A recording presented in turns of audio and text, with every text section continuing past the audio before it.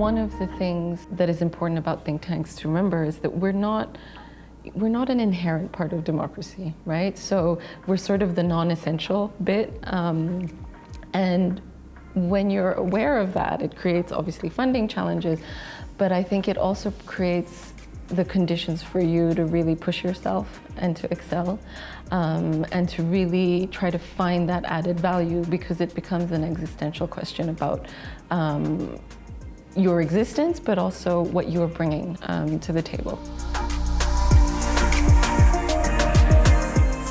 This argument about, having to choose which role you want to play as either a researcher or a manager, I think people are aware of it, but it's not something that's verbalized very often, because when you're the head of a think tank, it's sort of implicit that you can do all of these things, that you can be both a manager and a researcher and a fundraiser all at the same time.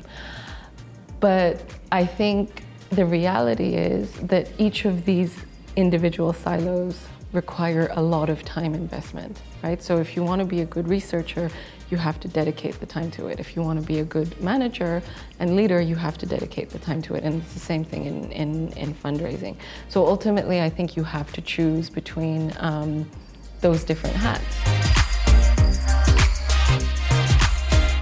There's been a lot of shift in terms of these traditional skills that we've always placed high value on, in terms of the way that the research is done. And those are skills that will always be there in a sense, but I think they're being complemented now, especially with technology and what's out there, how we are having to adapt both ourselves and the way we engage with those different technologies. So I think in this environment, actually, softer skills, people skills become really important.